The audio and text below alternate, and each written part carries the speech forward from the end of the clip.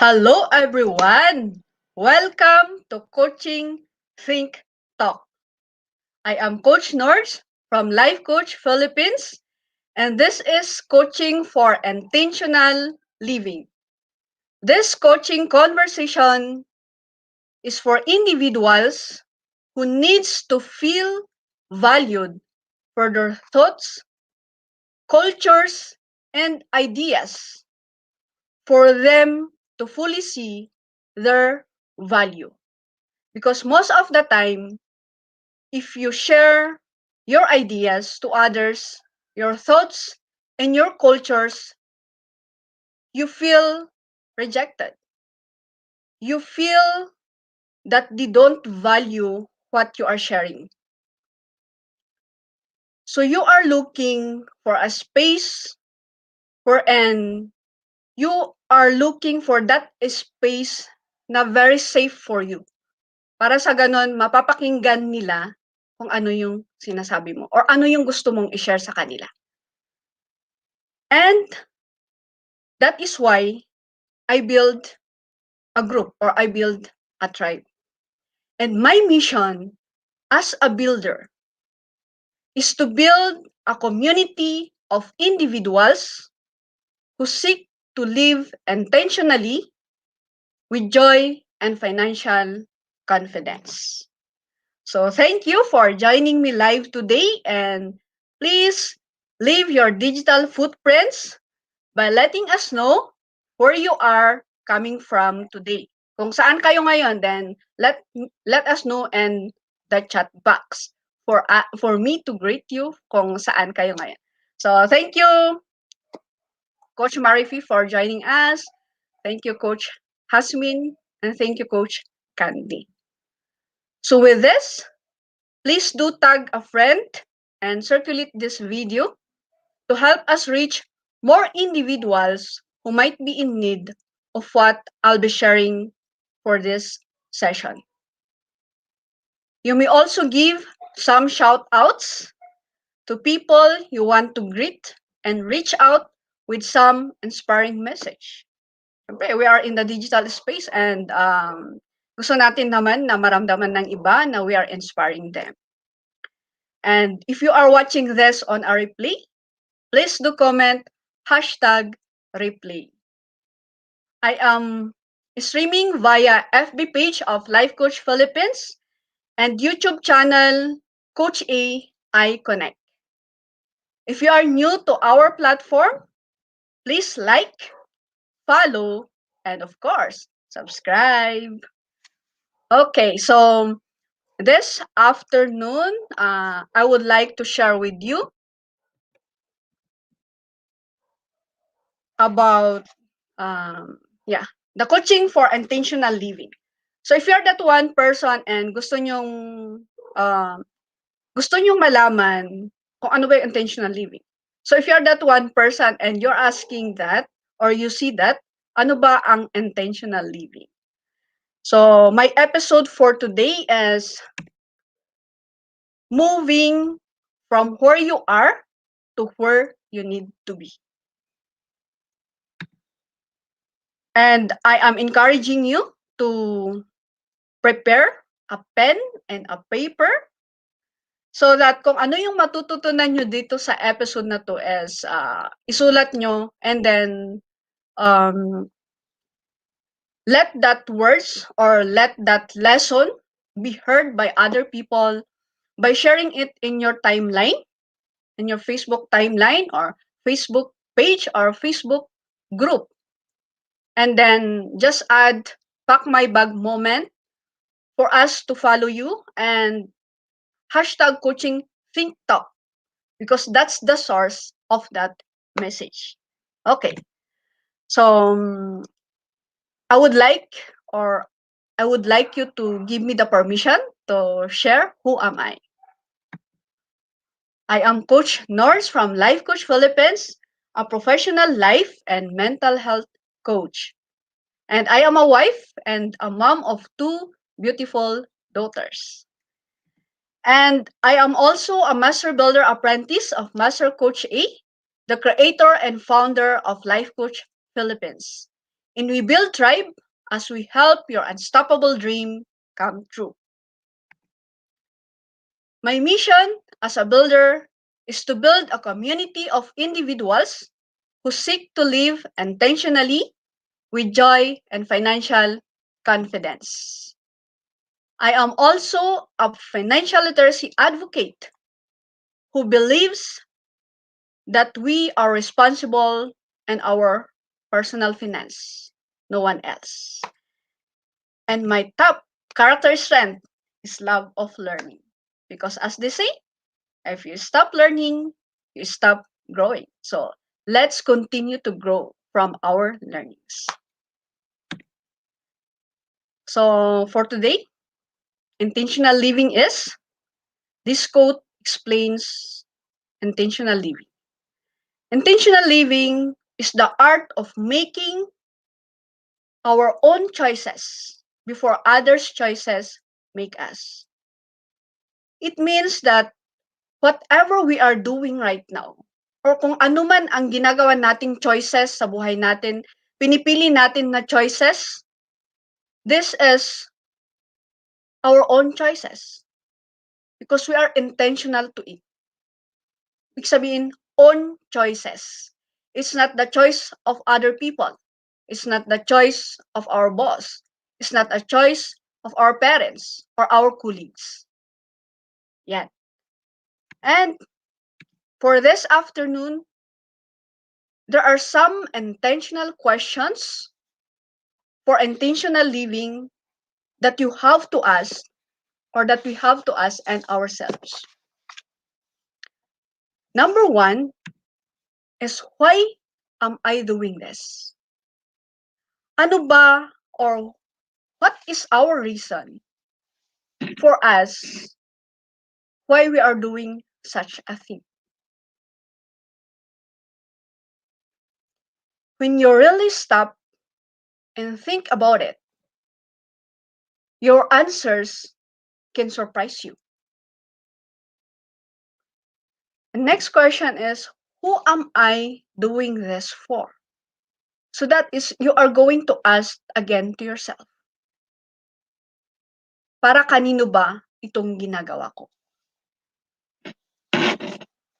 Are you doing things because you want, or because you're afraid of letting someone else down? It's okay to do things for other people, but make sure you're conscious of who you are and why you are doing it before investing it in yourself. The next question is there a simpler way? When you're faced with a problem or a task,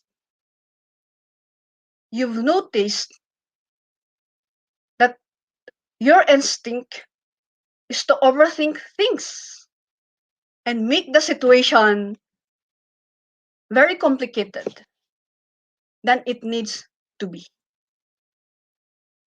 Wherein it should be simple, but you are making things complicated.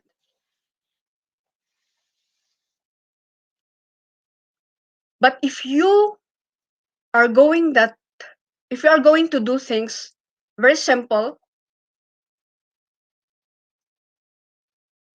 you look for a simpler solution, and it is a life changing for you. The next question is, what am I giving up? Whenever you decide to do or buy something, make sure you ask yourself what you're giving up to make it happen. Keep that big picture in your mind and make sure you're not giving up what you want most for short-term goals or short-term gains. So look for that long-term impact in your life. Huwag tayong maguguyo sa short term. So look for that long term. The last question is, how does this add value to my life? If you ask this in yourself, your time, your energy, and your money are valuable. So the next time you're about to exchange them for something, make sure it's worth it. Kasi maraming nagagawa natin na, is this really value me? Or is this adding value to my life really? So if you can't explain, or if you can't quickly explain how something is adding value to your life, ads are it essent. Yan. So those are the questions. Some questions, some intentional questions for intentional living. You can ask that to yourself. And some steps that you can do from moving forward, or move you from where you are to where you need to be. So moving forward na tayo. From where you are right now and going to where you need to be. So what are some steps that you need to apply? Number one is prioritize your mental health. Most of the time, we neglect our mental health because of other things. And you can have all that good plans in your life, or the good plans in place, but if you have mental health issues, your journey from where you are right now to where you need to be will be more than just a struggle, or it's a challenge because of that mentality in which na we are not healthy mentally. Yeah. And it is necessary for you to wake up and remind yourself that you have to be taking care of yourself. Don't forget to take care of yourself. And there are some, and taking of yourself, one to consider is for your ecology. Sino ba yung mga tao na kasama mo? Yung space ba na kung saan ka, is it really helping you out? Or is it toxic for you?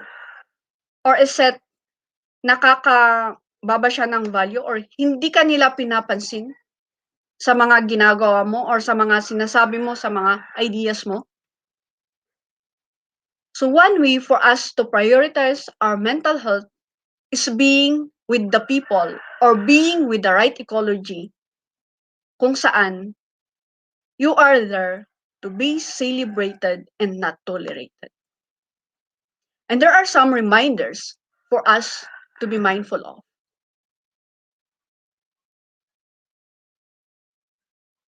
Yourself, or you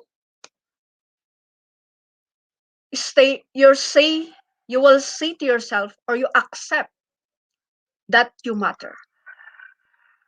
You really matter as a person. So take care of yourself. And sometimes there are bad days happen.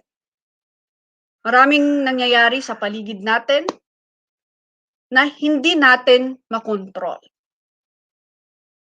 That is why you have to be mindful to guard, to protect your mental health. Because bad things happen along the way, but then it is our intention, or it is our decision, or it is our choices kung magpapaapekto ba tayo sa mga bad things na yan, or sa mga nangyayari na bad in a way na nakakasira sa atin, nakakasira sa mental health natin, it's really a choice for us. And you can say to yourself that you are enough. It's really you are enough. Because every one of us, or you, are created in this world enough. You have enough. And one thing is that be mindful that you are not alone. Sa mga ginagawa mo sa buhay mo, sa mga pangarap mo sa buhay mo, or sa journey mo, remember that there is help, or there is anyone that can help you. Remember that you are not alone. The only thing is that, are you humble enough to ask for help? Are you humble enough and you accept that you don't know everything under the sun? And do you accept that you need help from someone, from other people? That's the question that I will be leaving it to you. Are you humble enough to be open for help from others? And secondly, be grateful for what you really have. Sabi dito, gratitude, like faith, is a muscle. The more you use it, the stronger it grows, and the more power you have to use it on your behalf. If you do not practice gratefulness, its benefaction will go unnoticed, and your capacity to draw on its gifts will be diminished. To be grateful is to find blessings in everything. This is the most powerful attitude to adopt, for there are blessings in everything. So sa lahat ng nangyayari sa atin, whatever challenges, whatever situation we are right now, be thankful. Be thankful for every situation that comes along your way. Because there are benefits, some benefits of being grateful. Number one is grateful people have more satisfying relationship with others. So if you are grateful, you have this more satisfying relationship with other people. And if you are grateful, you will have a stronger bond with the community. Community means yun yung mga tao na nakasurrounding sa'yo. So mas closer yung bonding nyo if you are a grateful person. And lastly, is you will have 10% fewer stress-related illnesses if you are a grateful person. Okay, so next step for us to move from where we are right now to where we need to be is remind yourself why you choose the path that you are walking. Sometimes all you need to do is to get yourself motivated. Because sometimes you feel that you are giving up for something that you have started. The question is, if you feel that you are giving up, what motivates you? Ano ba yung nagmo-motivate sa atin? So we need to be motivated.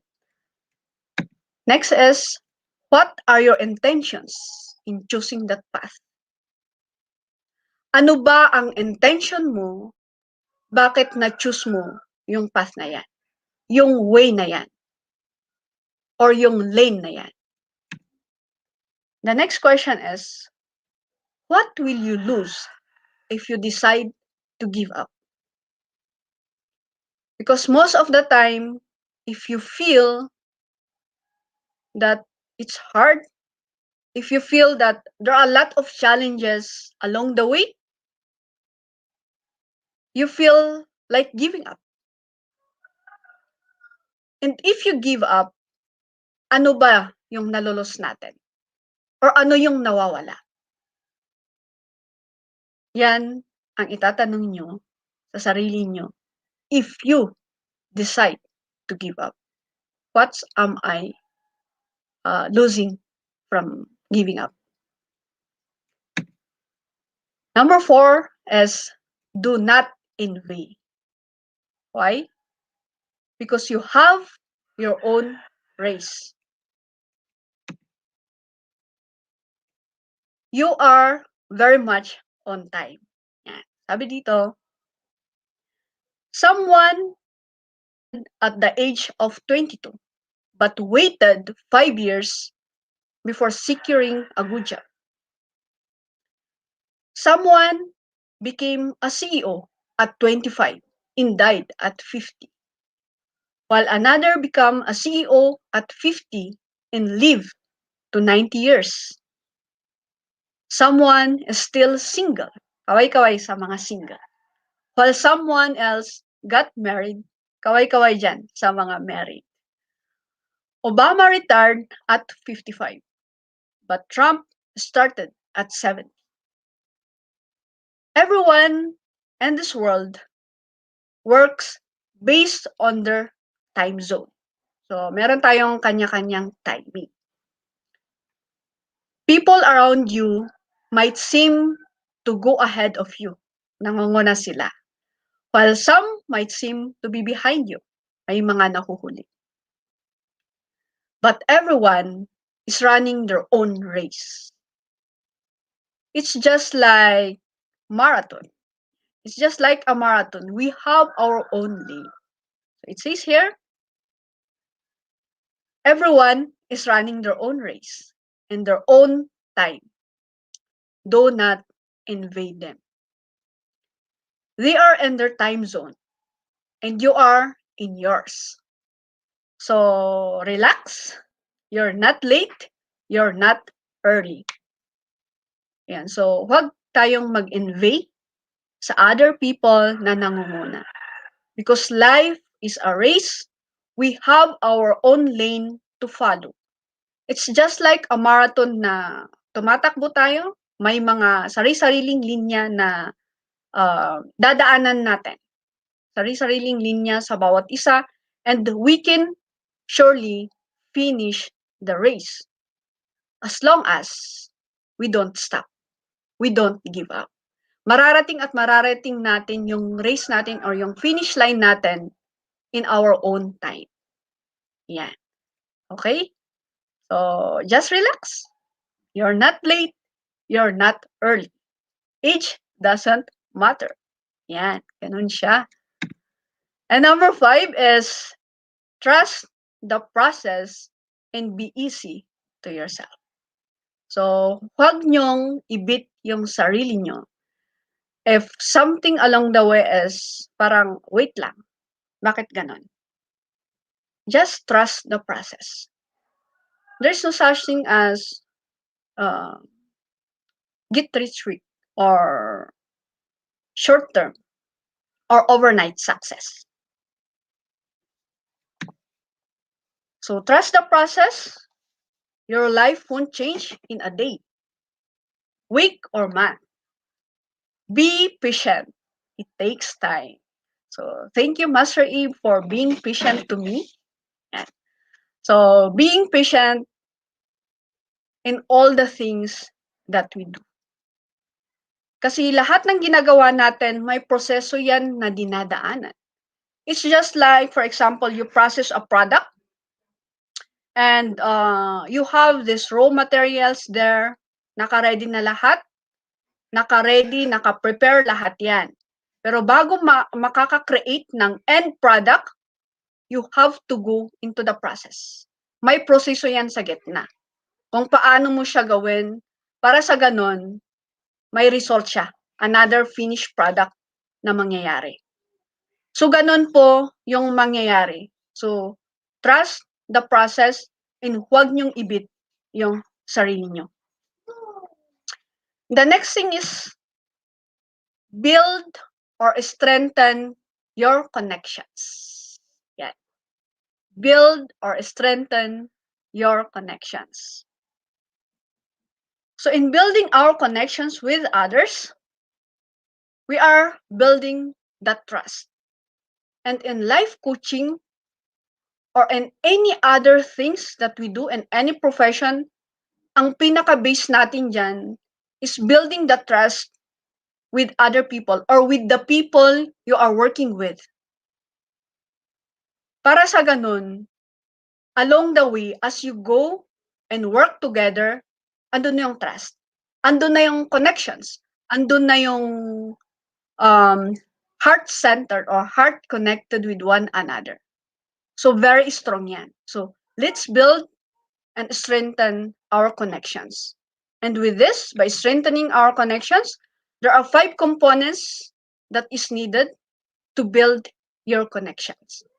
Number 1 component is directness. It is the quality of the communication process. How quality ba yung communication process natin? Or how quality yung communication process in building your connections? Number 2 component is continuity. The amount of shared time over time. So is there a continuous relationship built within your connections? Or pansamantala lang? Ngayon lang, tapos bukas wala na. So it is the continuity of your connection with one another or your relationship with one another. And number 3 is multiplexity. The breadth of knowledge of each other. How knowledgeable are you sa mga taong kasama mo? Sa mga taong ka-communicate mo? Sa mga taong nasa team mo? Number 4, parity. The use of power in the relationship. And number 5 is commonality. It is the extent of common goals and purposes. Sa pag-build mo ba ng connection, do you have these common goals and purposes with that team, with that community, or with that tribe? That is why we are building a tribe of people na hindi siya nakaayon sa geography or sa direction, but rather nakaayon siya sa kung ano yung common goals ba natin or ano ba yung interest natin na we are interconnected with one another. And for this, if we have these components and we build the relationship, we build it with trust, and at the end of the day, the results will also be a good result. Celebrating the result at the end if we comply this.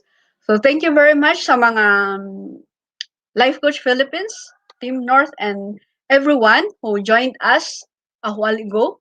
And that's one way of building or strengthening the connections. So because of the connection that we built inside Life Coach Philippines, we from the Cordillera connected with them, and now we are almost a year ago. And we are still here. Yun yung sinasabi dito na continuity. There's a continuity of building that relationships. And that's where those are some steps that we can apply in ourselves for us to go where we need to go. And ito yung sitwasyon ko na sitwasyon, this is your situation today and where you are, where you need to be, or where do you need to go. So if you can apply those steps na yun, those tips, then eventually and definitely you are really living an intentional life. Being mindful of our intentions every day. And so for us to continue to connect, yun nga, ang sinabi ko kanina is connection. Yeah. So let's continue to connect. I am inviting you and my tribe, Living Intentionally 2.0, for us to share whatever your interests, whatever your thoughts, whatever your ideas, your cultures, then we can share it inside the tribe. And if you're that one person, you're looking for a safe space to mingle with one another, then the tribe I am building is for you. Because it says that today and this time, it's time to live intentionally, claim your inheritance, and live abundantly. We are limitless by God's design. So really, we are limitless. The only limit is ourselves. Yeah. So if you are interested to be part of this tribe, then just comment, just message. Sabihin nyo lang, I want. That's the word. I want sa comment section para sa ganun, babalikan ko kayo mamaya. Okay? So, as I end this conversation, let me invite you to be part of what we are doing as an organization of professional certified life coaches. Do join us for another coaching conversation later with Coach Phoebe for coaching for self-literacy at 4 p.m. So, Coach Phoebe will talk about self-literacy, knowing ourselves first, or knowing about more on ourselves. Yan. So, let's learn who we are. So, tune in sa talk ni Coach Phoebe later. And I would like to invite you to Master Coach A's co-actively co-create life coach certification program.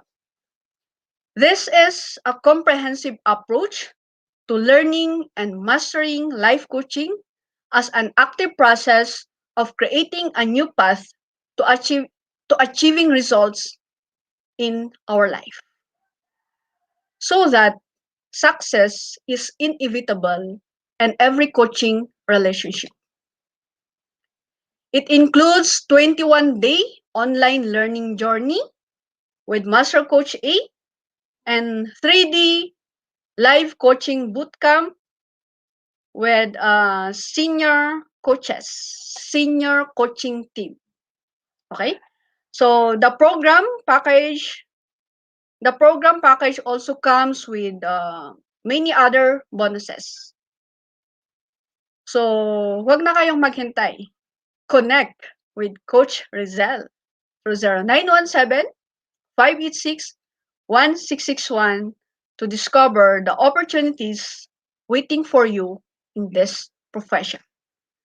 So if you have a lot of questions or may gusto pa kayong malaman dito sa certification na yan, that is connecting to Coach Rizel.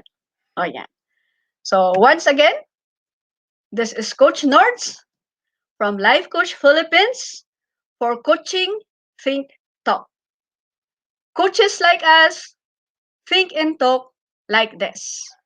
This is us in the Philippines. Love, bam, boom. Love, bam, boom. Bye.